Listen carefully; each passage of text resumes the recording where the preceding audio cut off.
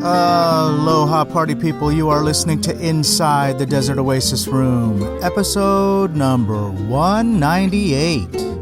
This episode is sponsored by the Tiki Bar T-Shirt Club, where their monthly t-shirt designs pay tribute to a Polynesian bar or restaurant from days long past. Each design is available for a limited time and will never be produced again.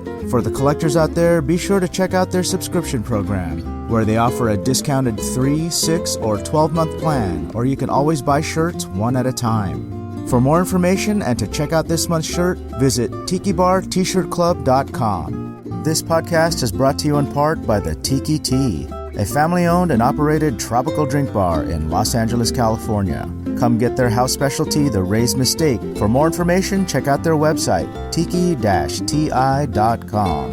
If you have a product, service, or event that you'd like to bring attention to, we can help. This podcast reaches thousands of listeners in over 100 countries every week. Imagine hearing your ad in this spot, just like you're hearing this one right now. Sponsor an episode and get the exposure you deserve. For more information, go to desertoasisroom.com and click on Services. Today we chat with Adam Demerath.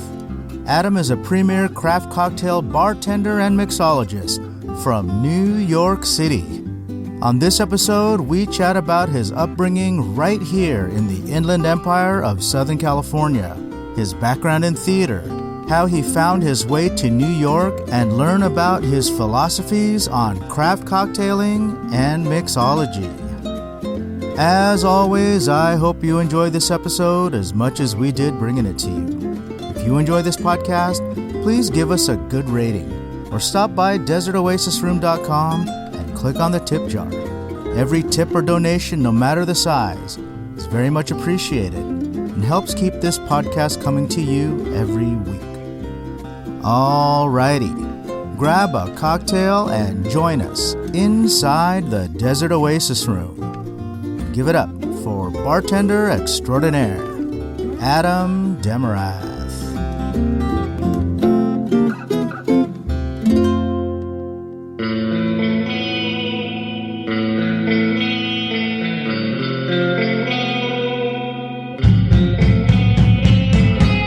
Inside the Desert Oasis Room.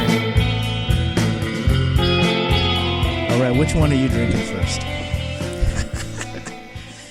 These are all my babies. I wanted to put it together in a way that, obviously I wanted three very different drinks, but these are three of my more popular drinks. I can't decide. So that first one that you made, the Puka Lapu, I think that one's my favorite of the three. Well, I thought okay, this is the one I'm drinking when we record. But now that you've made three and they're all equally fantastic, I don't know which one I want. Now you're stuck with I honestly that hard don't. decision. I want them all, but I mean, and I know that we can make more, so it doesn't really matter to me right now. I think that maybe, I feel like this one, the pistachio, or you call it a pistache daiquiri. Daiquiri, I feel like it's going to lose its foam if it's not consumed in a timely manner. Yeah, it actually holds up pretty well. Does it really? It dies pretty well, but you're right. That one probably, well, it's not on ice, and these ones will dilute, and that one will. That's the other thought that I had, is that it's not on ice and these will dilute. But you know how many times I've had a diluted cocktail? That's all the time. Right? It's fine. If you get to enjoy the first half of it, and it's all right. delicious. So I'm gonna take this one. All right, right on. And then we'll revisit the other one. I see you went right for the told you, Puka Lapu. I'm starting there. There we go. I'm starting all right, there. Here we go. Cheers. So good. Okay, so for our listeners, we have three cocktails in front of us that our friend Adam made because we recorded some cocktail videos on our YouTube channel. So if you want to know what we're drinking and you want to make them at home for yourself, check out our YouTube at youtube.com/PolynesianPop.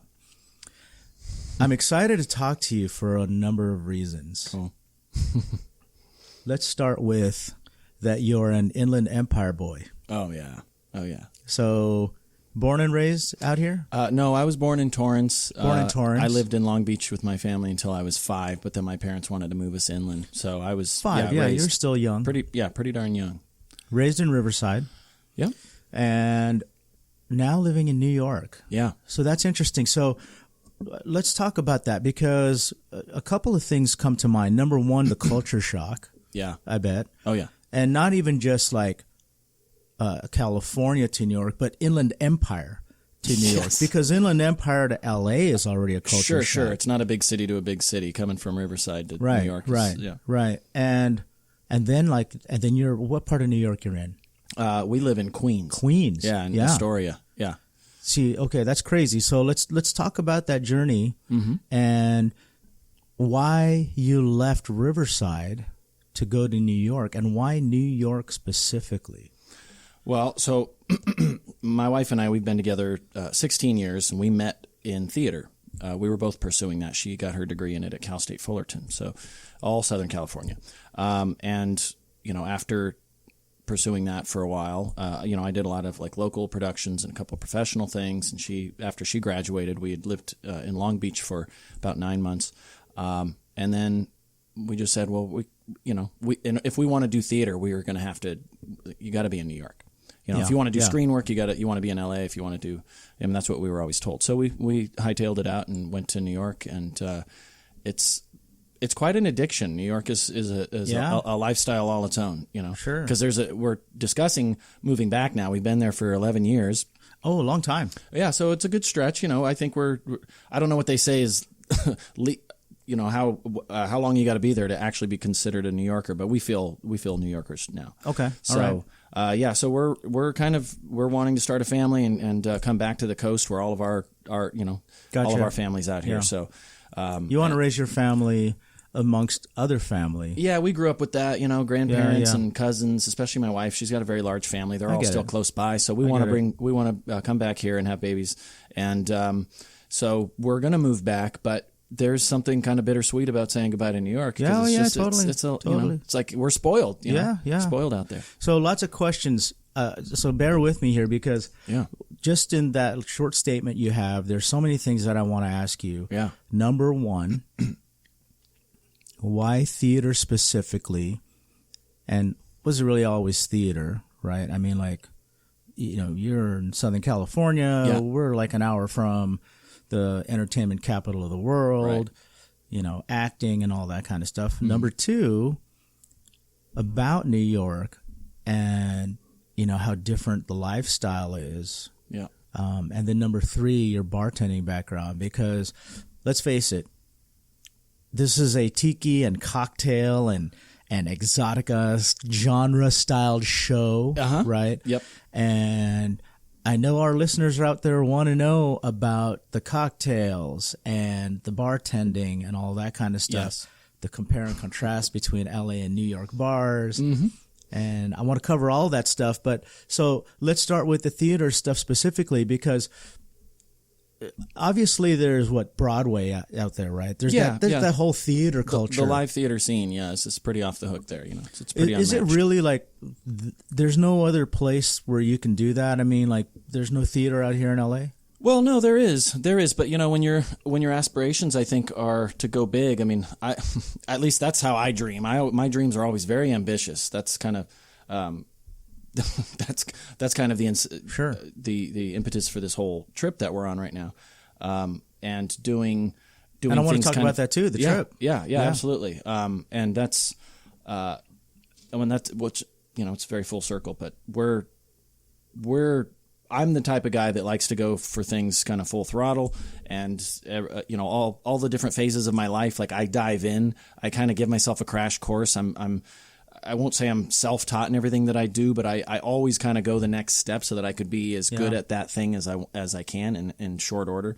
That's basically what I did with bartending too. When I grew up, everybody thought I was going to be the next Picasso, because from the time I could pick up a pencil until I graduated high school, and even a little after, everyone thought that that's what I was going to do, because I was an illustrator and a painter. Okay. Yeah. So it's visual arts. And I was always kind of ahead of the curve in that regard with like my talent. It was, it showed to people, and that's what they thought I was going to do.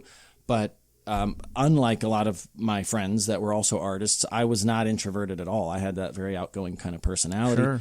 And, I would do a lot of I was a goofball. I was a class clown. I would do impressions, and I watched all the Jim Carrey movies and stuff. So I really wanted to get into acting, and I was always encouraged to do that in spite of the visual arts and the fine arts background. So, so I pursued that for a while locally, but I just knew I needed to get into the big leagues. So my wife and I went, we took a road trip cross country actually to move there. Yeah. Like 4 weeks. Yeah. And stopped and saw all the sights, and then we got there and we were pretty enamored with New York. Yeah. And we've been there now, like I said, 11 years. We, I've always done hospitality to kind of get by the sort of proverbial actor slash waiter, because of the flexibility. And so when we got there, I was like, well, I'm just going to fall back on that, of course, and we'll continue to pursue acting. And she was doing a lot of the same stuff. But it didn't take long for me to realize, okay, New York is expensive, and I need to make a little bit more money doing this. So I kind of fudged my resume a little bit and went looking for bartending jobs. As we all do, yeah, right? Yeah.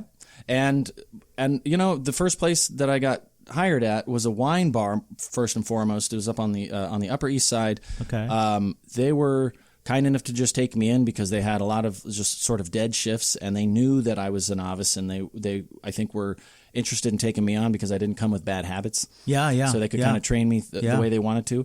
But in spite of being a wine bar, they had some really, they had a very small menu of classic cocktails and a pretty decently stocked back bar.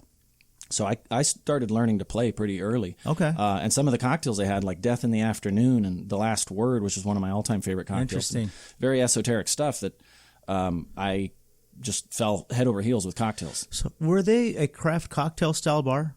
No, they were first and foremost wine. Okay. It was like a lot of Spanish and Latin style wines, and they just happened to. There was a bit of a jazz, like New Orleans, jazz age kind of vibe to it, and so they did have like Vuccarés and some things like that there as well. But I just got a crash course in cocktails and took to like buying books and and YouTube videos were already pretty prominent at that time, and so I hadn't really bartended much at all until I got to New York, and it swept me off my feet, and I kind of left the acting in the dust. I was like, I don't really want to go audition anymore. Oh, wow. Okay. So you decided, I'm going to make this my new career. Well, because in the end, it proved to be a creative outlet. Mm-hmm.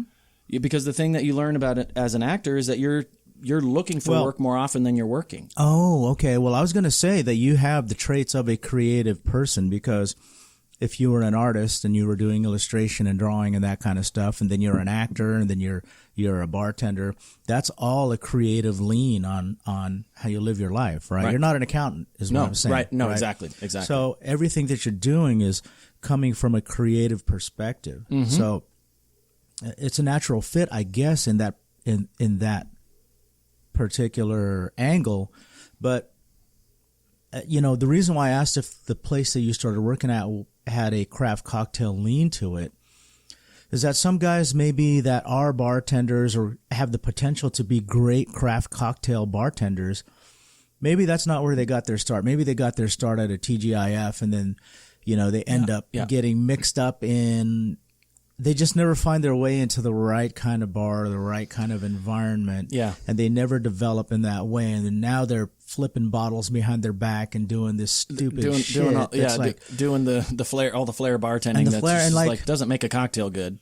Yeah, look, I know that there are some flair bartenders that can make good cocktails. Sure. There are. Oh, yeah. I've seen it. Yeah, I have too. And that can actually make accurate pours and all that kind of stuff as flair bartenders. Yes. Right. But in some ways, I also look at them and I think, and no diss to our flair bartender friends, if I have any listening, which I don't think I do. Right. But sometimes it almost looks like, okay, the potential went the wrong direction. Yeah. Right. Maybe this guy, like he's a creative guy and he learned how to do like this particular trick, but maybe instead the creativity should have gone down like the path of creating this pistache daiquiri, right? Right. Or you know what I'm saying? Like, their creativity went down a different direction, and I don't know if what I'm saying is, if it's making any sense, but like no, it makes perfect sense. The potential got directed in the wrong way. Yeah, well, because they got locked into a specific spot that didn't really lean on the craft element and kind of make them have to dig very deep for that. Yeah. Because for me, it was always kind of like reaching at straws, or grasping for straws. I was not.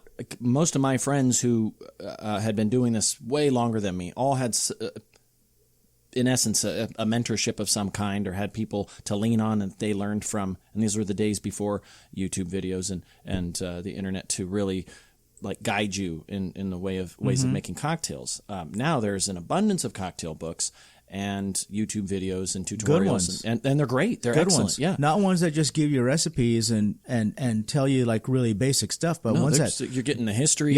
Yeah. And they'll break down rum styles, and they'll break down like all kinds of stuff. Yeah. And these people know their stuff, and I was kind of getting in on that, and that is really what made me just kind of take off, which I guess is an appropriate segue to tiki, because really it was only a couple years in. It was only a couple years in of me doing bartending that I started with I kind of started toying with the tropicals a little bit, and it was just such a natural fit. Yeah. It was such a natural fit, and people always ask, "Well, how'd you get into tiki?" And it's kind of a broad question, because everybody has a different avenue. I think a lot of people has a different angle. Yeah. A lot of people have they find it through the cocktails, which was certainly my experience. Some people find it through the music. Sure. Some people find it through the fashion, the architecture. Exactly. They find it through surf culture. They find it through hot rodding. They there's find so it many through, different ways. Through antiquing, maybe collecting like, certain vintage cocktail ware or vintage ceramics or vintage clothing. Yeah. I mean, tiki touches everything. It really does. And that's why people who don't do tiki or know that much about it and realize that it's quite a thing these days, and it's never completely gone away, is that it really is a lifestyle for a lot of people. It's very encompassing because it has all those elements, which that's sort of the abridged answer that I give people. It's like, well, okay, why do I love tiki? Because it's the thing in my life that actually has, for the first time, converged and married all those passions in those stages of my life. That's a great answer. The art, the theater, that's a great the answer. mixology. Yeah. Because I can do it all in tiki. Yeah. It makes perfect sense. And add to that I've always had this draw to tropicals anyway. Pineapple and mango and coconut, these have always been like my favorite fruit flavors, right, as a kid. And I have memories as a child being here in Southern California, going to families' houses and seeing their swimming pools, just surrounded by lush jungle foliage and waterfalls and colorful lights. And it left an impression on me. So I've always been into that and fascinated by it. Let me ask you about tiki in New York. Yeah. I don't know if we talked about this. I feel like we have touched on it a little bit because it seems I think on like the phone. Yeah, we had a little, we did on the phone. Conversation about of that. all places that you would think would have some kind of tiki culture, you'd think that New York, as eclectic as it is, would have something, but it's always been some kind of a vast wasteland for tiki. Yes. What are your thoughts about that? Well, I think there are a variety of reasons for that. It's go figure. One of the premier cocktail destinations of the world. Such a culturally rich and creative city as New York, where bars are just booming and opening a new one, on every corner. Tiki just can't survive out there, and I think part of it has to do with overhead, because it from a bar owner's perspective, it can be an expensive endeavor. Yeah. Just the decor and the artifacts and getting mugs designed and specialty glassware. And even the real estate in New York. Real estate is outrageous, and so if to have even a decent amount of square footage to take people in, and then just in your juicing and your batching and syrup making and all that. There's a lot of fresh things that go into tiki because it's all about the fresh. It's all about the different spices and the fruits and all that stuff need to be sourced. So that stuff becomes costly if it's not being turned. Yeah. If you're not going through that product, it's very wasteful and can be. So I think that's one aspect. I think people are also they can be probably. Well, I've heard people say that maybe New York's just too snobby for Okay. tiki. I mean, I don't know if that's an entirely fair assessment because people have tried to do it there, but they're, I think, always a little afraid to dive head into the tiki aesthetic or some other element of it. You know, I mean, you get something like Otto's Shrunken Head, right? Well, this is sort of the playful idea of tiki because we're talking about like a surf rock bar and it's very divey and they all make you a zombie, but it's not. It's a place though that the purists would scoff at. Yeah, because people come. They're if they were doing what I'm doing and they're doing this tiki tour and they hadn't done their research and they realize that Otto's is what it is, they are always disappointed to go. Yeah. You know, and that's the thing is that, you know, look, if you're going to New York and you're going to expect something that's like a Trader Vic's or a Mai Kai, you're just going to disappoint yourself. Adjust your expectations is what I always say, right? Yes. I mean, like, look, you're in New York, you want tiki, don't scoff at all they've got. Like, if you want tiki and that's what they got, adjust your expectations, enjoy it while you're there. Yeah. But I will say, and to add to that although there aren't a lot of great tiki bars, you know, per se, so many bartenders like myself and some of my friends that I do tiki pop-ups with. I mean, that's really kind of how tiki exists out there. It's just through the underground and pop-up culture. I do pop-ups. I'm involved with the Exotica series with Garrett Richard, who's a friend of mine, and Jimmy Colon. That's kind of how it exists and thrives. And you set up all of Garrett's stuff too, right? What's that? You set up all his. I his design. pop-ups, I do right? the decor, for that series. And I remember him giving you a shout out about that. Oh yeah, he told me that great. when he was his shout out. There you are, Garrett. Yeah, when he was on the podcast. So yeah, I still got that. I got that eyedropper over there with saline in it. Saline is right here. I'm looking at it, man. I hope if you're hearing this. Yeah. So, but that is how it kind of exists, and outside of that, even there are so many bartenders who love tiki. They don't have a place to work that they can call home as a tiki bar, but they know how to make so many of the classic tiki drinks. So if you want to, this is what I mean. Yeah, you right? can go to New York and get an awesome tiki drink. You just aren't going to be surrounded in the frills of the tiki environs. So, if there's bartenders out there that want to make tiki drinks, and I'm sure there's people that seek it out. Yeah. It seems like that there would be some kind of a market for it, but right. And they're also the classic examples of the home bartending craft is just really taking off, and I think a lot of the literature that we have now is geared towards that. I think you're right. I have friends who have projects in the works and friends who've released books, and my wife and I went. We haven't done it for a few years, but we started slowly gaining a following as being people that were throwing this awesome tiki party every year. We have an annual tiki party. Very cool. And I have a storage unit in New York City because we live in a 1-bedroom apartment. And we would get the last one we did like 3 years ago had 80 people show up, and not all at the same time, but it was it was a swamp in there. Everybody's like, open the windows. Apartment. Yeah. So, but to house all that, we don't live in sort of the throes of tiki all the time. So I convert the entire space, and it takes about 3 weeks to decorate it. And then another 3 weeks to tear it all down. So there was no place to keep it except in a storage unit. So as it outgrew the space, we got a storage unit down the street, and that's and I guess the other people that I know used to do this are the Desmonds, Joe and Nicole. They have the Rum Room. That I believe they used to live in Murray Hill, I want to say. But now they're in Brooklyn, and they haven't done that for a while either. They used to have live macaws flying around their place and all that. Wow. So it's out there. It is there, but it's just, like, where are the bars? We want the bars too. Yeah.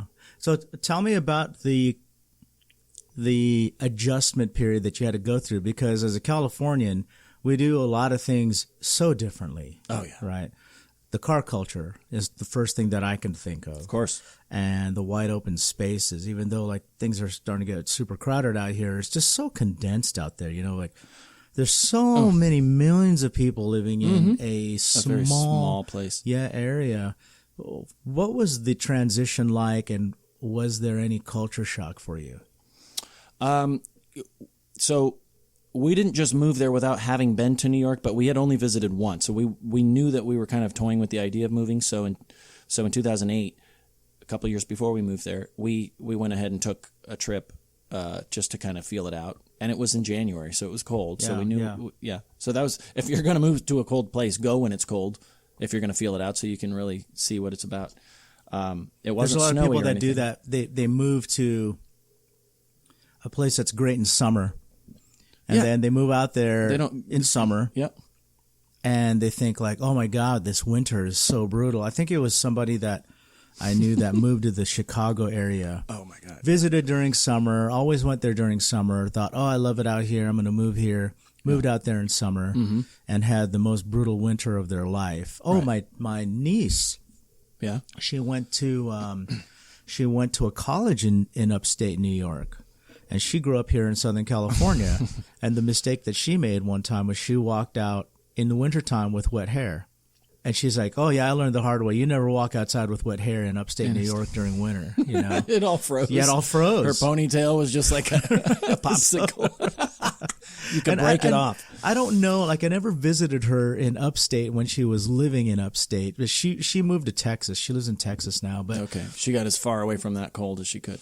she went there for college, Okay, and then sure. she lived in Brooklyn for a little bit after graduation. Yeah. And at one point, she moved back here to California. But then she married a guy, and he had a startup that he moved to Texas, I think, for lots of different reasons. Yeah. Cost of living, and then I think also like the tax situation or whatever. Right. And so she ended up over there. But The cold. I'd never been out there during the wintertime. So I don't know if it's one of these places where you can throw a pot of hot water into the air and it turns into snow right away. Right. But if it is, and you walk out and you know, my buddies in Wisconsin do it. Yeah. A pot of boiling hot water, Yeah. they throw it into the air and it turns into snow right away. Yeah. Right. If it's one of those places, her wet hair probably just froze. Into a to a block of ice. Yeah. I mean, we've been there 11 years, and I'd say maybe twice that we hit like sub-zero temperatures. Okay. So it hasn't gotten that cold, but I will say it's crazy because we were it was everybody that, on the East Coast. I have a few family members on the East Coast, and they were just laughing that winter when we landed, our first winter there. We got there in September, right? And we took that tour, or road trip, and we finally landed. Yeah, the weather was gorgeous. It was beautiful. And, we stuck it out. We experienced our first winter. We lived in Brooklyn at the time, and it was, I think, on record, like the third or fourth greatest amount of snowfall on record in New York. And so that's what we moved to for our first winter. So you had to be like, oh my God. Yeah. We were like, oh my, what happened? Didn't we come in January? This didn't happen when we were here. So, and we had our car because we had driven cross country with it, and I just put a tarp over it, and it sat in the same spot for like 3 months because that initial snowfall, it was the day after Christmas. I remember it was nuts, and the drifts were like over our heads. I mean, because of the plowing, and then we looking out our window and we're seeing buses and cars and everything just getting like stuck in the snow because there was that much of it, and it was sure fun to go out and play in it the next day, but it didn't leave. It stayed all winter, one snowfall after another, and it was brutal. That's gotta suck. So it was crazy because we had our car, and like I don't know how to like keep my car in the winter. Yeah. What do we do? So we just covered it, left it there. We eventually got rid of it. Back to your original question. Yeah.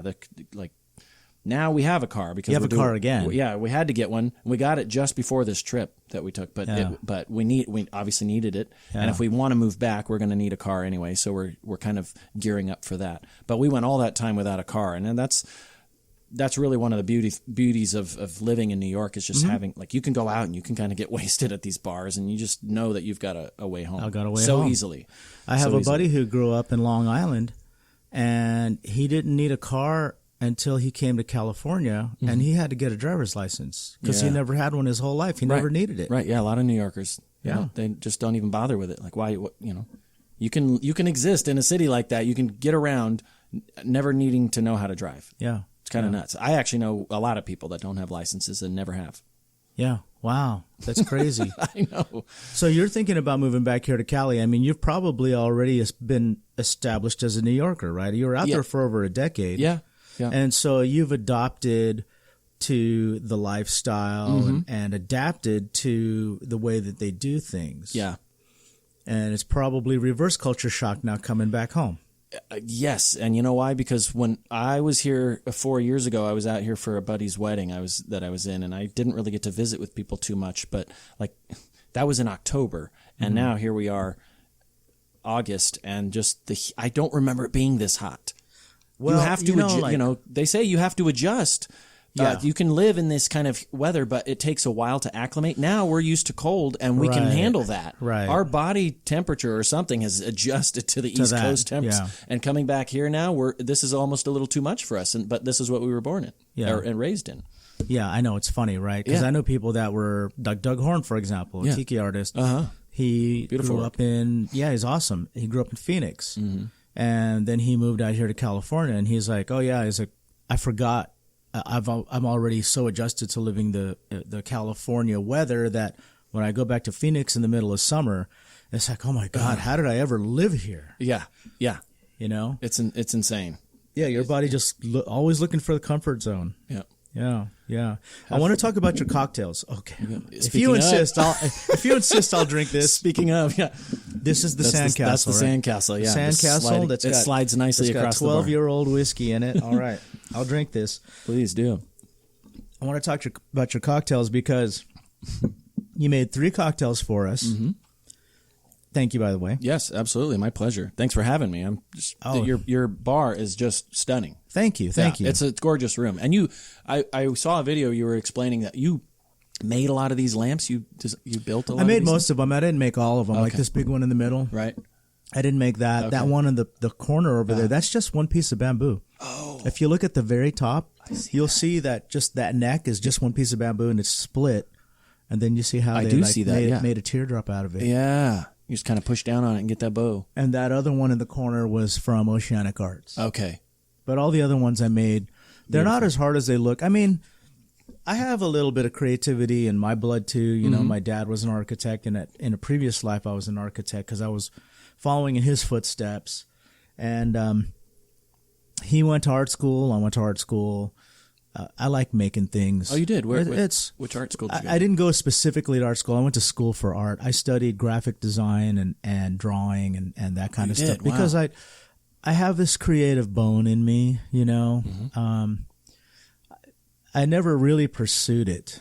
I went down several paths because I wanted to be more financially stable. Yeah. And when I talked to you earlier about, you have this creative lean to you, you know, all of us have this creative, or not, I shouldn't say all of us have this creative. All of us have a specific thing in our personality that we thrive on if we pursue that. Yeah. Right. Right. And, you know, I pursued a technical path and I hated it. Yeah. Some of my coworkers they just loved it. In their minds, it was a puzzle to be solved. Sure. In my mind, it was me fixing everyone's problems, me fixing everyone's broken things, you know, every day. Yeah. And so we saw it in a different way, and that's just how our minds were different, you know. So as a creative person, like I do these content creation, right? I do the podcasts, and then I do the video show, and this is all creative stuff. Like, to me, I enjoy that more. Oh, absolutely. Yeah. I'm less analytical and I'm more creative, and like when I make the lamps in here, or I do other little pieces of art, maybe like I'll do stuff to tiki mugs or whatever. It's very therapeutic to me. Cool. You know? Yeah. Well, that's like me. I actually, through theater as an outlet, of course, acting was always. Are you still acting at all, or I haven't really done anything with it for a while. My wife, she's a child's entertainer and educator, and she has her own business called Sunny Songsters, and a business partner that they create a lot of content for. And during lockdown from New York, that was like the epicenter of the world for right back like in March there in Queens, in Jackson Heights. We weren't far from it. So her business partner's parents lived out in Maine, like down east, maybe an hour from the Canadian border, right on the coast. Gorgeous, like over 30 acres of property. There was a guest house there. And we're like, wow. that's perfect. Let's 30 acres. Let's just get the hell out of here and go up there so that you guys can go online and continue to do your classes, because they have a roster of classes that they do. And then because we were all kind of holed up together, I wasn't bartending at that time. Like that opportunity kind of got away from me there. Obviously, nobody to bartend for except my housemates. Yeah. We kind of started creating online content as well, and started doing these video series. And there's a lot of like puppetry and things like that. So I just drew on my theatrical roots to help film the videos and write some scripts and perform some of the puppet voices. So my background in impersonations and things really came in handy there. Oh, I love that. I love that. So I'm going to ask for an impersonation. Oh no. We don't have to do it. We don't have to do it now. Too much. We don't have to do it now. But I do kind of want to get into the cocktail thing, because yes, of course, these 3 cocktails that we just made are completely different from each other, but each one is perfectly balanced. They each have their own personality. Thank you. And I'm curious. So I was telling you earlier, and I've said this to other people. Mm. Craft cocktails to me are like mini desserts. Yeah. It's like walking into a candy store or walking into an ice cream shop, and I want to try all of it. Yeah. I go to a new bar, I discover a new bartender, I have someone like you over who makes excellent drinks, and now I want to try everything. So we have these 3, and I'm so curious about what else you can make, because when we were talking about doing this podcast, you said, well, I've narrowed it down to the 5 that I think I'm going to choose from, and then from those I'll narrow it down even more. Right. And now I'm thinking like, well, shoot, we should have done the 5, right? so surrounded in drinks here. So I'm curious about your process, because as an amateur bartender, like, I don't even like calling myself a bartender, because I've never worked in a bar. Mm-hmm. So I make drinks at home. Yeah. And I like to think that I know more than the average person, maybe not more than the average tiki person, because tiki people know a lot about cocktails, but more than the average non-tiki person, I like to think I know more, right? Well, and you've been doing this a while, so you've got a lot of the history of this stuff. I don't have bar experience, but the thing is that I use a lot of cheats to make my drinks. Like I have friends, tiki and non, that will say, oh, this is a good drink. How did you make this? Yeah. And 90% of what I make on the fly, because I use formulas. Yeah. Right? I use like the golden ratio, or I'll use like a daiquiri formula. Yeah.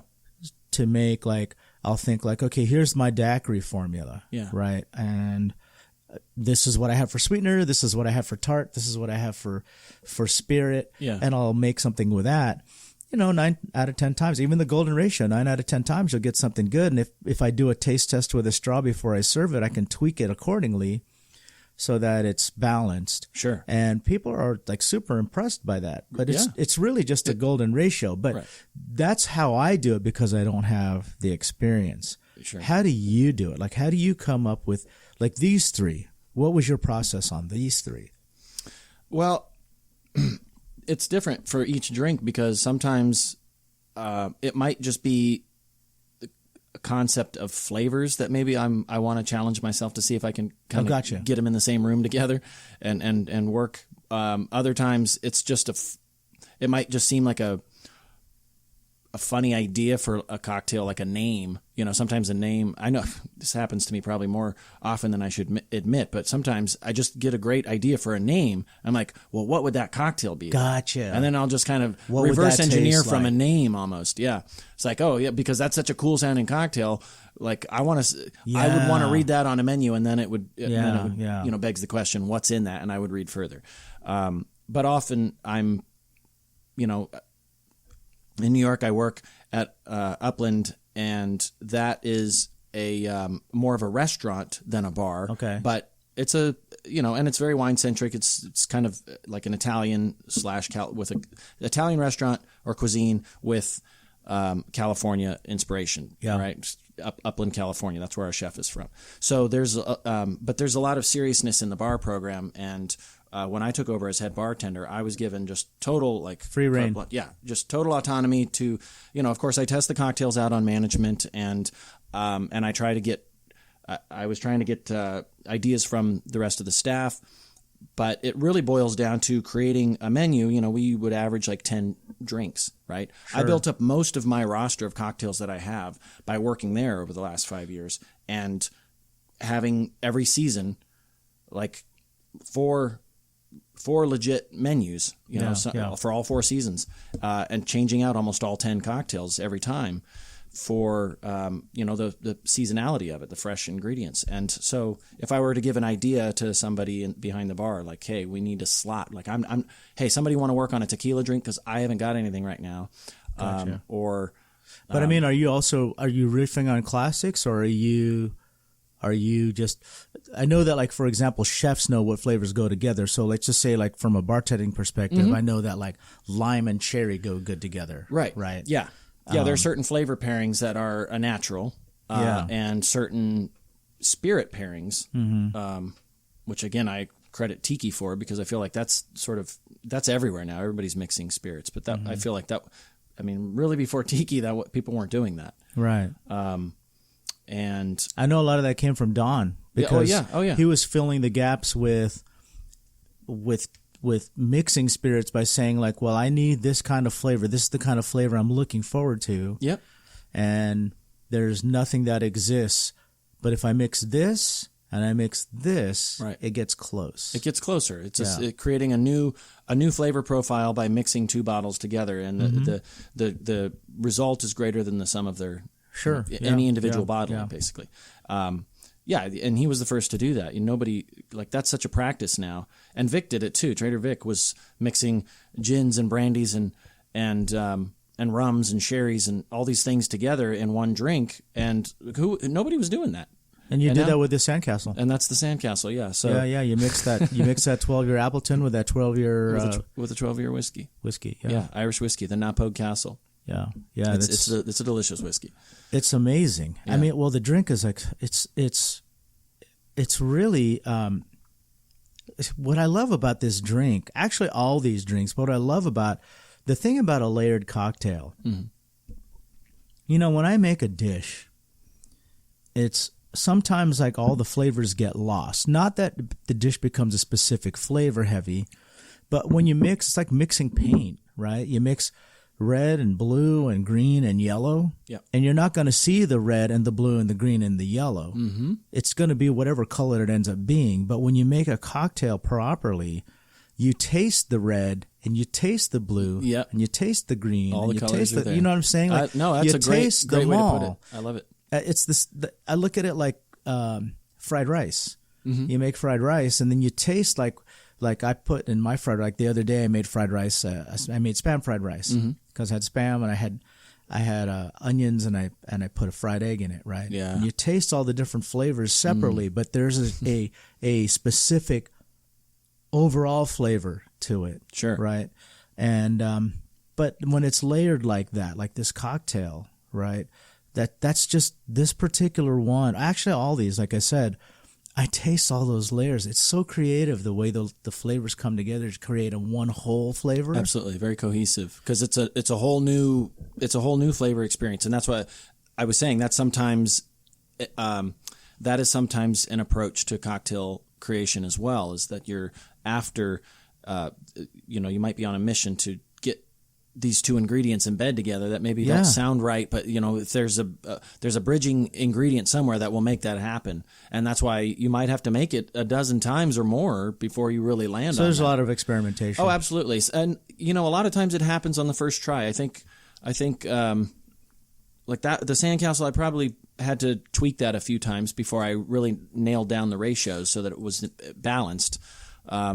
But I think the puka lapu, that was just like right out the gate. I was just throwing things together, and I was like, this is delicious. That's great. That's really great. And it happens sometimes. Who'd have ever thought that those two would just blend like that? Yeah. You know? Yeah. So is there ever an effort that you go through where you say, I know I can make this work, but then like 30 drinks later you say, yes, you know what? Oh, it happens all the time. Happens, and I end up scrapping it. Yeah, it's like, well, this was a fun idea, but I just don't know that.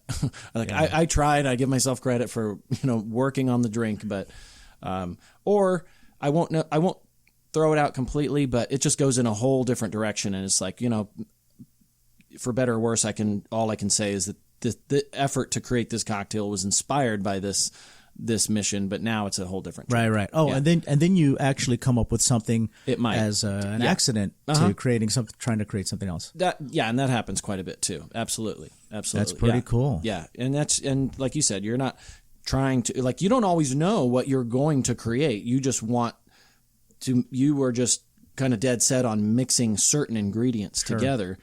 And if you've done it for a while and you've played with the different combinations that are famous, then you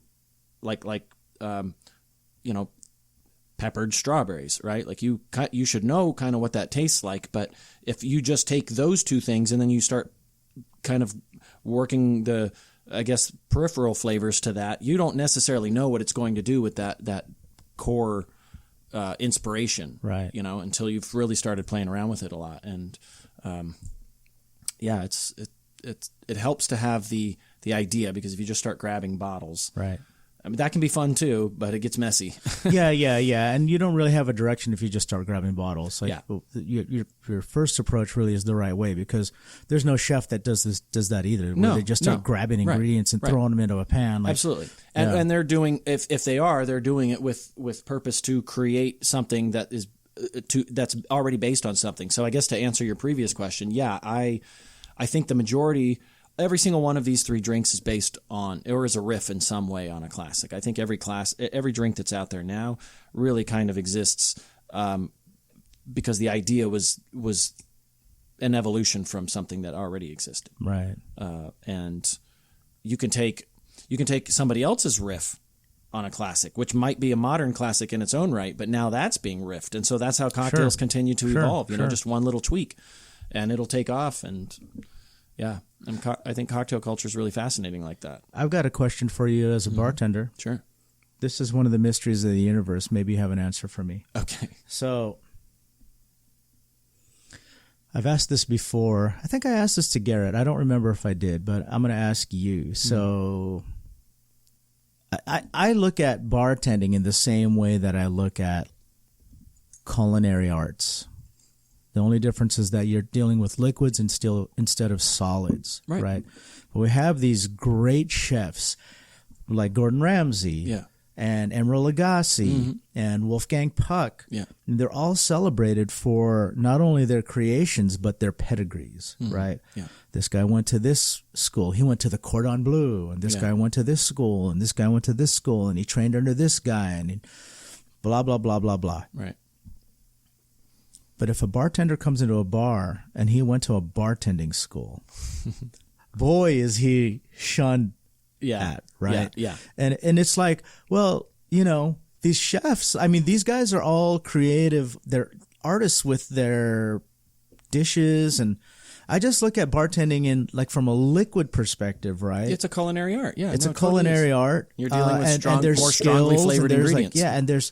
But if you are taught formally the way that a chef is taught, it's really frowned upon. Yeah, right? It's like you got to be scrappy and have gotten dirty. You have to learn the hard way as a bartender. Right. Where if a chef did that, they would be scoffed at because he didn't even go to school. Yeah, he just started learning by working at Applebee's. Yes. Or he just started learning he was a chef from Denny's, and he doesn't even belong Short here. order cook. He's not educated. Yeah. But you can't climb the ranks the same way. It's different. It's the exact opposite with bartending. Right. Why is that? I don't know. You're right. There's a certain love of that pedigree in the kitchen, and then behind the bar. It's a mystery of the universe to me, right? It's why? I don't get that. You know, like if you come in here, a friend of mine who is a bartender at that shall remain unnamed. Sure. From the Tonga Hut named Sid said to me, "Hey, Sid." Said to me, I'm hoping to see you tomorrow. Said to me, if you come in with a resume that shows you went to a bartending school, I'm throwing it out. Oh man, right? Yes, of course. And I thought, like, well, why? It just shows that he took the steps necessary to educate himself in a career that he wants to thrive in. Yeah, but you know what? I think I love you, Sid. Yeah. I think when you're kind of, that's a very interesting question, and nobody's asked me that before, but it's absolutely true. And I think that part of the reason. Has a thought crossed your mind though at all? Well, it hadn't, but now that you're saying so, it's very clear that is. It's kind of weird, right? It's weird to me. Because I would kind of raise my eyebrows a little too because I've had to be, I'm brought in on the hiring process sometimes, and I don't see that a lot. I don't see people saying that they've gone to a school, like a bartending school. Like, when I got out to New York, I thought maybe that I needed to do that, and I went to like a 2-day thing. I was never asked for a certification. I never put it on my resume. It's not necessary. As somebody that is a hiring person, like if you've been on the hiring side before, you're not going to hire somebody that wasn't trained. Right.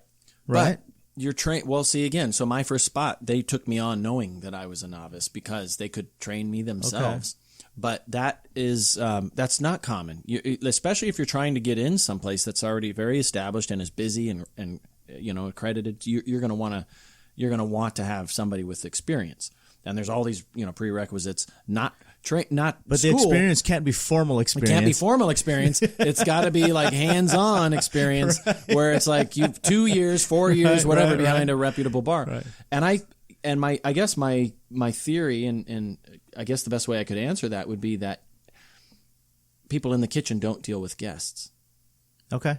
I think that it probably has a lot to do with that, because you can't learn that at a bartending school. Okay. That's where you're going to be different. Right. It's okay. I mean, we're talking, of course, we're having conversations about the mixology and the craft element of bartending, but there's so much more to bartending than just creating the cocktails. You're wearing so many hats and balancing it all. It's a really rigorous job. In some ways, though, it establishes some kind of foundation. Mm-hmm. I mean, like, they learn about the basics, right? Sure. So at the very least, like, they can hit the ground running, making basic drinks for you. Yeah. Right. I mean, like all that stuff, dealing with customers and all that, there's no other way to learn it. But. Right. But, also there aren't, unlike with the culinary arts and actually going to, a school to like learn about food and techniques and all that, like you're not being taught that well in any of these bartending programs. Okay. There are probably only one or two really that are worth giving it a shot that like could really help you. Okay. Otherwise, they could take you backwards. You're now just learning how to make, adios motherfuckers or whatever, some silly drink. Shots or some silly drink that like that's not relevant here, because we're ahead now. We're further than that. Gotcha. Yeah. And that's the kind of programming that I think is being taught more often than not, and that's probably why it would be the kind of thing to scoff at. It's like, well, if the educational aspect of bartending, if those training programs were to catch up to speed, maybe that would change the game a little bit. But I think it's because the programs themselves are probably not that great. Yeah. They're not teaching. They're telling you how to go out and work. They're not teaching you craft. They're teaching you speed and that mental Rolodex of just silly drinks. Yeah. So that you can bang out all these. Know how to do an entire row of vodka tonics in a nightclub or something like that. That's the kind of bartender they're training you to be. Yeah. I think that's they're not training mixologists. They're training guys to work at wedding receptions and hotel bars. Yeah, I think that's fair. I think that's in my experience. I mean, yeah, I think that's probably what's going on and why it is probably not as embraced. Gotcha. All right, or even scoffed at. Okay, cool. Let's talk about your road trip, because fortunately for me, I was able to snag you for a little bit, and you're about halfway through, an 11-week road trip? 11 weeks, 80 bars was the goal. Pretty ambitious. I mean, there's like 150 bars. Are they all tiki bars that you want to do? We won't do any. Okay. I mean, people are recommending places when we go to these cities, like, you got to check out this place. It's a great bar. I'm like, but is it a tiki bar? I'm not. Because I don't have the time for that. It's already very, very tight. Yeah. and trying to squeeze it all in. It's an ambitious goal, 80 bars in 11 weeks. We've devoted our summer to it. What have you seen so far? And not just from the tiki side, but what have you learned along the way? Not just tiki stuff or not just bar stuff. Like, what have you learned along the way with your trip? I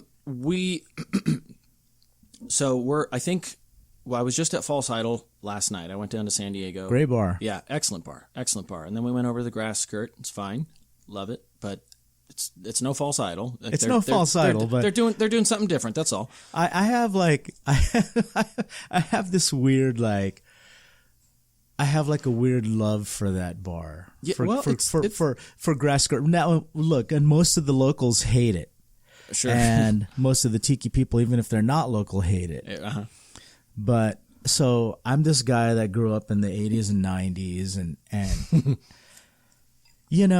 like there was one night I went in there and they were playing hip hop and rap music. Oh, and yeah. Of course, they're playing top 40 over there last night, so whatever. As a tiki guy, I scoffed at it, right? Yeah, I scoffed like, oh, what are they playing? Tupac and Biggie, and blah, blah, blah, blah, blah. Yeah, you're too good for that as a tiki person. Too good as a tiki person. What the hell is in this drink? Blah, blah, blah, blah, blah. Right. I was acting the way that my friends act. Mm-hmm.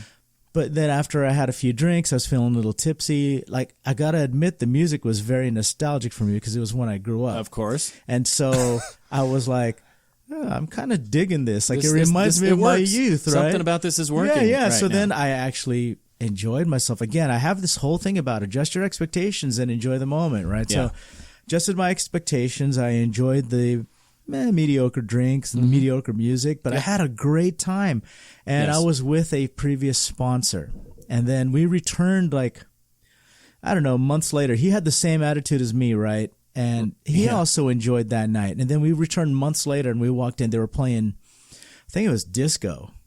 And we were like, what the hell is this? No, this is... And then... We're going backwards now. Right? And then after a couple of drinks, I looked at him and I saw his foot tap in and stuff. And then I looked at him and I was like... You know this stuff. And I was like, how are you feeling? And he looked at me and he was like, I'm feeling pretty good. And I said, you know what, dude? This place has some kind of magic because the drinks are they're not the best. Yeah. The bar's not the best. The music is like totally off for tiki. Right. But maybe as somebody that I've always learned to adjust my expectations. Mm-hmm. I had a good time that night too, and I told him whatever it is, I know it's all wrong, but God, if this is what was that whole statement about if this is all wrong, I don't want to be right or whatever. Right. And I used the same example when I went to Roatan, which is this tropical island off the coast of Honduras. Mm. And we had just landed. We had just checked into our it's a little cabin, little bungalow. And it's right there by the beach. We walked out to the beach and we walked onto the sand. And there's tables on the sand. And there's this cover band. It's amazing. You're taking me there right now. In my head, band. It's cover band. There's a cover band playing music. The sun was setting behind them, and I sat down with my family. And my happy place is traveling with my family, my wife and my 2 kids. Yeah. And so I'm in my happy place. We sit down at this table, and I order a bucket of Coronas. I think it was Coronas. Yeah. And a couple cigars because it had this special you get 3 Coronas and 2 cigars for $25 or whatever it was. Cool. I ordered that. We ordered some calamari and a few appetizers, and this band starts playing Margaritaville, which is a very, very bad song for tiki people, right? Yes. And my vacation was just starting. We just landed 2 hours before. Yeah, what's happening? We just checked into our cabin, and I'm sitting on a beach with white sand, crystal clear blue water, the sunset behind this band playing Margaritaville. I light up a cigar, and I squeeze a lime into my Corona. It's a Corona. It's a Corona. And I lean back and I think to myself, okay, I get it. And look, if you did any of that at a tiki event, boy, would you get heckled. People are just going to they're going to stomp on you. Oh, yeah. But man, it was the first day vacation. Yeah. It was a cigar. It was my first beer. Yeah. The sun was set. It was just it was a dream, man. It was so great. Yeah. So I'm sorry to interrupt your story, but no, you didn't interrupt at all. When you said Grass Skirt, that was my first thought. No, you didn't interrupt at all. In fact, that brings me around to the you had asked what have we really learned, and my most recent post, because we're about, I've been posting on the Facebook groups. I've been following it. Like this is Tiki and Tiki for everyone, and I love Tiki and all that. It's just like I'm part of a dozen different groups on there or more, and I've been posting. And I've been these. liking all your smiley faces. Like you have the big smile on your face, big smiley selfie. I love it. Yeah, I got to have the silly face, and then I got to have obviously the branding, and then try to get the interior shots, because a lot of people want to see what these are, and it's kind of a revelation to a lot of people who are even kind of near some of these bars that didn't even know they existed. So that's cool. Sure. So that's a cool discovery. But to answer your question, what have we learned? That, what you just said about the grass skirt, that is, I've seen that now. We're on so grass skirt, I think, was the 23rd stop so far. Holy moly, 23rd. Right. 23 stops, yeah, so far. And honestly, every single one of them, like you can find that special something about every single tiki bar out there. I love tiki bars. Right. I don't want them to go anywhere. Right. Some of them are better than others, obviously. Sure. But I can.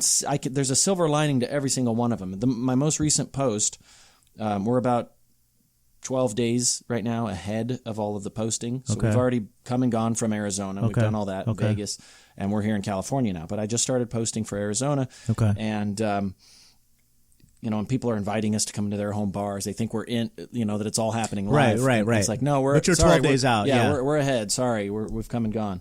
But thank you for the invite. Awesome. Well, I appreciate you being here then. Oh yeah, no, but this wasn't not going to happen. Like I'm staying in Norco, dude. We're like right down the. My wife was born and raised in Norco. That's crazy. She's like 12-minute drive from here. Her parents, where I'm staying right now. So this was an easy thing for me. Wow. It was like an omen, but yeah, to have that so the most recent post was the Kentucky in Tucson. It's one of the originals still around.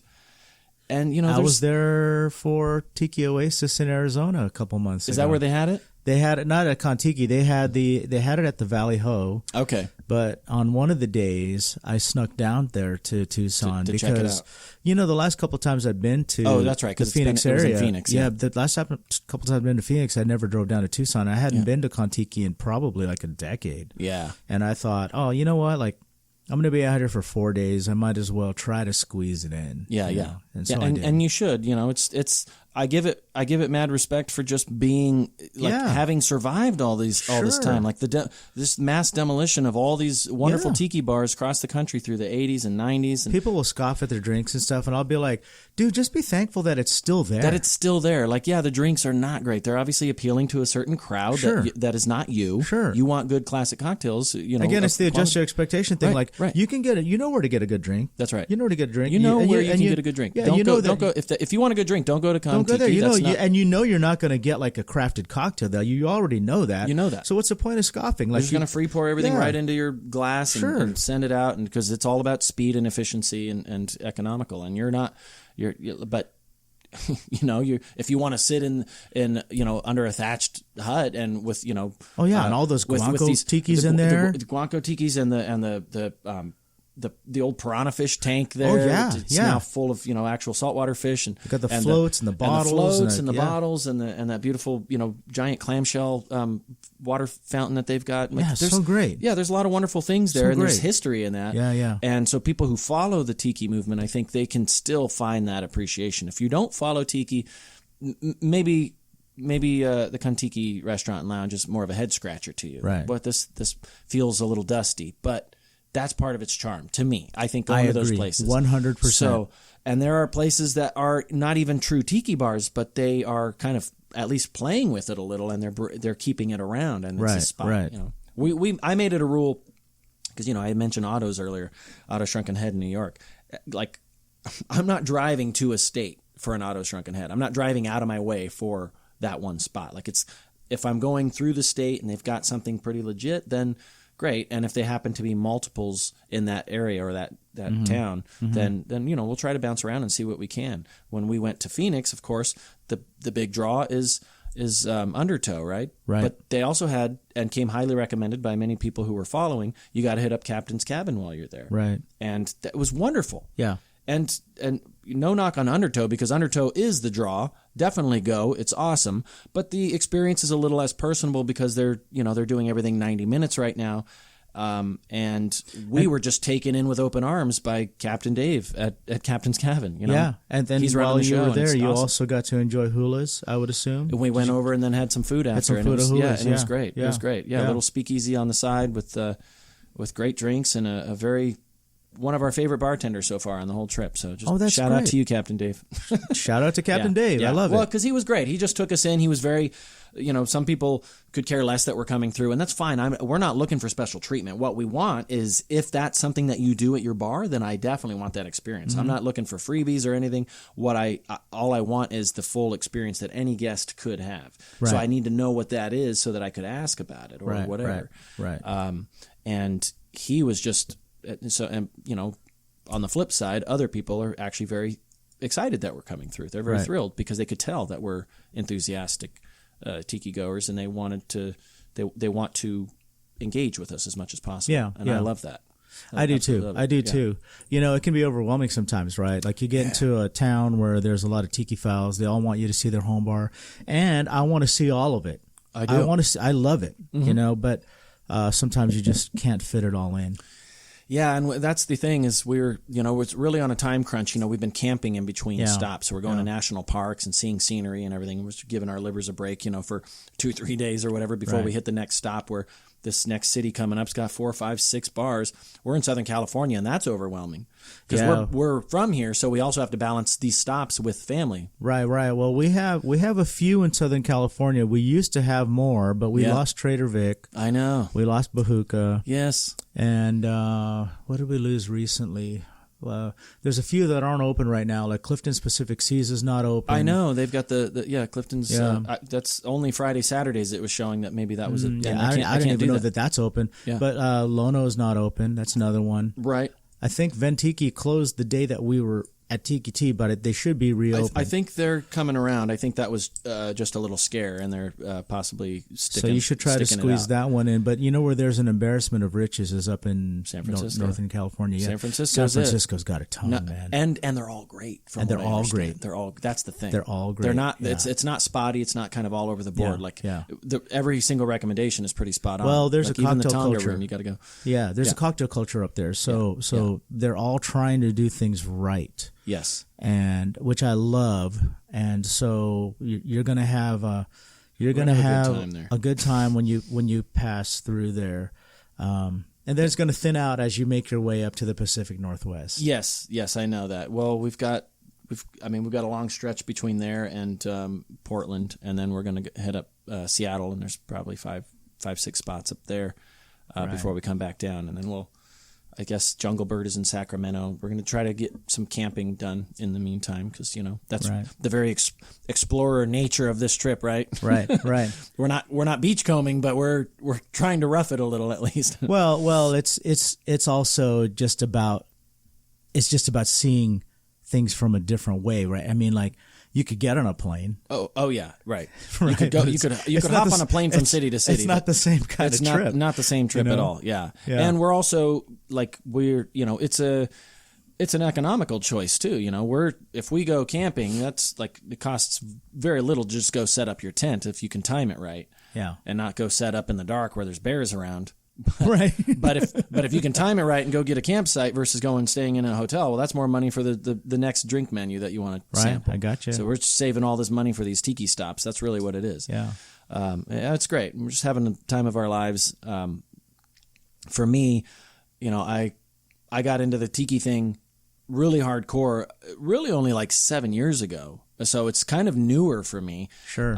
But like anything else, as I told you, I just gave myself a crash course in tiki. I mean, I had heard about Jeff Berry's books, didn't own any yet. I learned of the painkiller cocktail I got my hands on Dale DeGraff's The Essential Cocktail. Mm-hmm. And it's the only book that I had seen that actually separated a section for the tropicals, the essential tropicals. Okay, There's a whole chapter in there. Gotcha. And he had the painkiller in there. Gotcha. And when I tied the painkiller, I was like, what the hell is this drink? Right. It's amazing.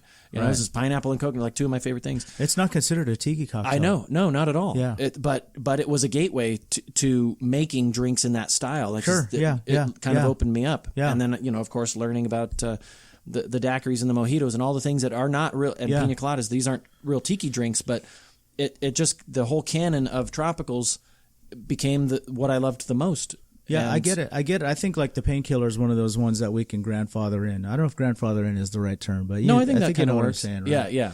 Well, Yeah. because there's just enough going on with it, and that it probably. Well, I don't know. Just the coconut cream. Like, who was really making things with coconut cream in the early days? Right. Like, that's kind of that's a tiki. Not really a tiki cocktail ingredient by classic standards, but it's all over the place now. Yeah, I get it. And you're not going to walk into too many tiki bars now where they don't have some variation of a painkiller.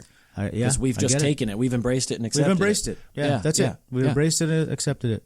Yeah. And I think because we like it. It's tasty. Yeah, yeah. I love it. I love it too. Yeah. Well, we've reached the 1 hour mark. All right. We've actually eclipsed it. Wow, we did it. We did it. Well, that's how much fun we were having. We did it. Let me start by saying thank you for making time to stop by the Desert Oasis Room. Thank you for having me. Thank you for making these great cocktails. Thank you for hanging out with me at the Tiki Tea. Oh, that was a blast. Thank you for taking me on such a momentous occasion as the Toast Hooray. And thanks for being a buddy.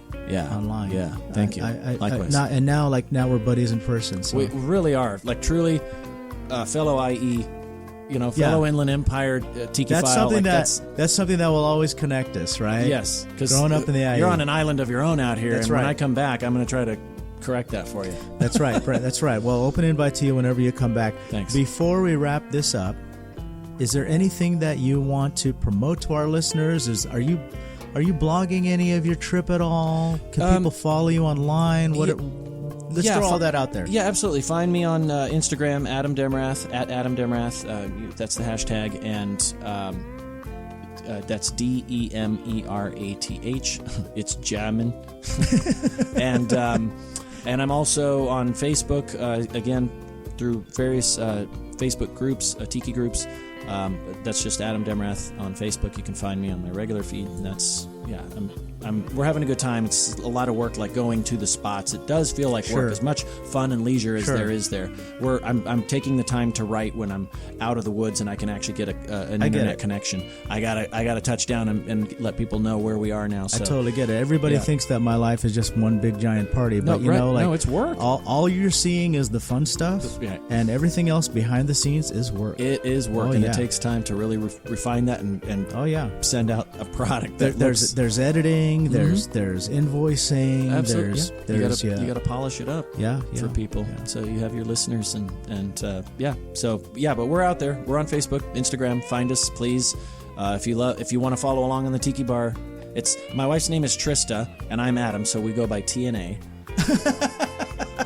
Aloha Adam. I love it. Beach Babe Trista. So TNA's Big Tiki Tour. You'll find us on online.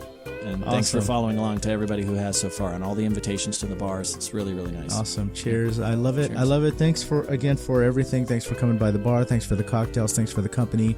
And if you guys enjoyed listening to this particular podcast, thank you for hanging around. You can listen to our archive at polynesianpop.podbean.com or other episodes at desertoasisroom.com. Until the next time, cheers and aloha. Cheers and aloha. Woo.